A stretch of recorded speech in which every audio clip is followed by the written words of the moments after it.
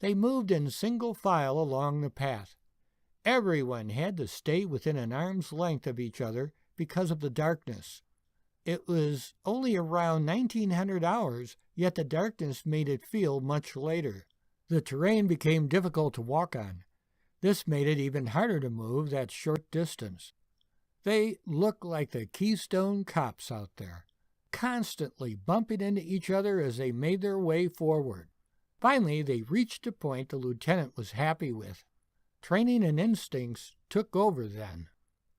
Each of them silently did their responsibilities in setting up the ambush site. The team had been in place about an hour when Wayne heard something again. This time it was easy to identify. He was hearing snoring coming from his right. Unbelievable! He hoped the lieutenant wouldn't hear it. It was getting louder, and he knew it was only a matter of time before... "Who's snoring? Who's making all that noise over there?" Wayne could hear the anger in his whispering voice. He was really ticked off. "Perkins, who's snoring?" "I think it's the specialist to our right, sir." "You think? Who else could it be, Perkins? You think an infiltrator snuck in here to spy on us and fell asleep?" "No, sir, it's the specialist." The lieutenant had reached his breaking point. He ordered everyone to move back to the path. Wayne woke the specialist up and told him to move to the path. Everyone quickly did as they were told. No one wanted the lieutenant to get more upset. They were forced to stand there silently, waiting for the lieutenant. He was busy fiddling with some unseen object and ignoring them. Wayne could tell from his movements that he was mad. The lieutenant finally turned around. He ordered everyone to move in closer. The four of them moved in, forming a circle around him. He angrily told them there was no excuse for sleeping on patrol. They were on a serious mission and needed to remain alert. Falling asleep could get them all killed. The lieutenant then showed them the pieces of rope he held in his hand. He then proceeded to tie ropes to each of their right wrists. This gave them the ability to wake any sleepers with a tug on the rope. Wayne was tied to Specialist Snores a Lot. Everyone returned to their positions once they were connected by rope. They were all puppets, and the lieutenant was the puppet master. Things settled down for a bit after that. Wayne laid in his position and started daydreaming about leaving the DMZ. He couldn't believe it. It had been over a year, and he was finally heading home. He just had to make it through that night. It seemed very unlikely they were going to find the MDL in that total darkness. They all laid silently in their positions as the night got colder. Wayne once again heard something in the night. It sounded like heavy breathing to his right. Really? He couldn't believe it. Then he heard that familiar sound of snoring. Specialist Snores a Lot was asleep again. The sounds of snoring were also coming from his left. Unbelievable! The lieutenant was going to be furious. And he was. Wayne was mad too. These clowns could get him killed on his last night.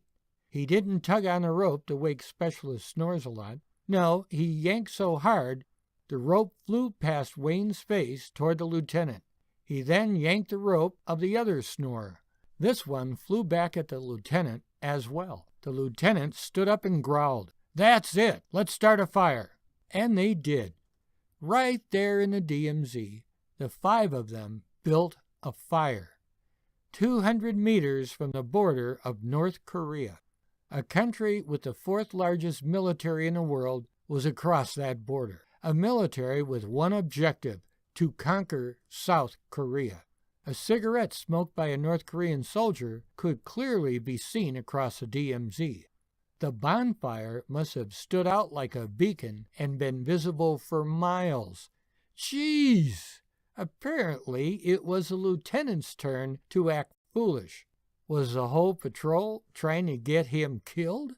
The fire made them easy targets for any communist guard in a gun tower. It also made them a target for friendly fire. Every GP and OP had orders to shoot anything that moved. The friendly guards probably figured the North Koreans weren't that stupid. Surely they wouldn't build a huge bonfire on the south side of the border. It didn't matter what thought process kept both sides from shooting the soldiers around the fire. The important thing is that neither side did. This allowed Wayne and that little band of misfits to go on living. Lieutenant Winston eventually approached Wayne. "Perkins, get the OP on the radio." "Yes, sir." "What's the password for today, sir?" "It's OD Green." Wayne turned the radio to Channel 3. He then called out for the OP and waited for a response. A familiar voice with a Texas accent responded on the radio. The voice asked for the password, which Wayne gave him. The voice from Texas replied, "Sorry, that was last night's password." The voice continued, "What is the current password? Be careful. That fire means we can all see you. We're ready to shoot if you get it wrong." Wayne shouted, "Rape!" into the headset. He was filled with terror at the thought that he was about to die. All reason left him as he babbled over the unsecured radio. "Rape! It's me, Perkins. Remember when we were at the mortar range together at Camp Kaiser? You showed me how to set anthills on fire. You told me it was how you did it back home in Texas." Rape was his buddy, John Rape in Bravo Company. Wayne was relieved it was John working the OP that night. John recognized his voice and the familiar story he had just blurted over the radio. They were given permission to move to the OP. It was only a city block from where they were. Yet the terrain was uphill and rough, so it took nearly an hour to reach. John helped them navigate the terrain and avoid all the hazards along the way. This was the OP below Wayne's IR position. He had never been in there before. Shoot, he'd never seen it before. He just knew it was there. John found a place for the 5 of them to sleep. The next morning he gave Wayne a tour of the OP. The first thing he showed him was the trail they stumbled up. Clearly visible was a claymore mine the OP had set up. The mine was facing down the trail they had come up. He was once again thankful his friend was working that night. John then took him to look out at the DMZ. Wayne was amazed to see how close he was to the border. He remembered he was in the last U.S. sector. The Rock Army sector began to his immediate right. This was the first time Wayne had seen the border. It's ironic it took a botched mission at the end of his tour to do this. He thought about the events of the previous night. The patrol started out with him worried he would get ambushed and die his last night there. A series of misadventures eventually ended his night in the DMZ early. The brilliant idea of lighting a big fire made him a sitting duck. Nobody knew it was his team that lit the fire. They put him in a situation of worrying about getting shot by either side and dying. The wrong password nearly got him shot by his own guys in the OP. Wayne had survived each of those fiascos and was safely in the OP. The mind is a funny thing. Standing there reflecting on his last night in the DMZ reminded him of his first night, the panic that had consumed him when the howitzer rounds were exploding. He remembered how close he had come to shooting towards his own guys in front of him. Thank goodness he was so disoriented he couldn't find his rifle. Pure happenstance on both nights had prevented horrible things from happening. Such was life inside the DMZ. Wayne caught a glimpse of a truck making its way toward the OP. It was coming to get his motley crew and take him back to Camp Mata. He could see the exhaust of the truck as it climbed the hill. Wayne could hear the driver shifting gears as he maneuvered the truck along the rough road. A big smile for him when he recognized Guidry as the driver.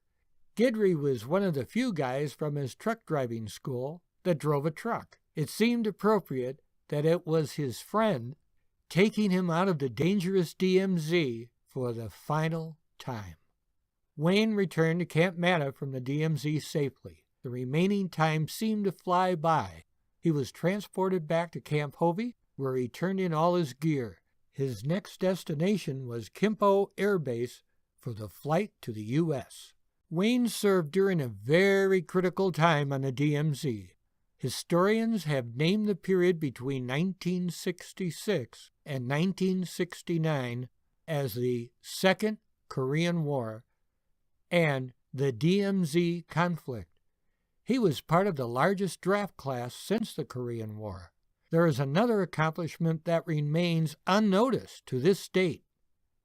December 1966 to December 1967 is the only time in history that the DMZ was defended by truck drivers.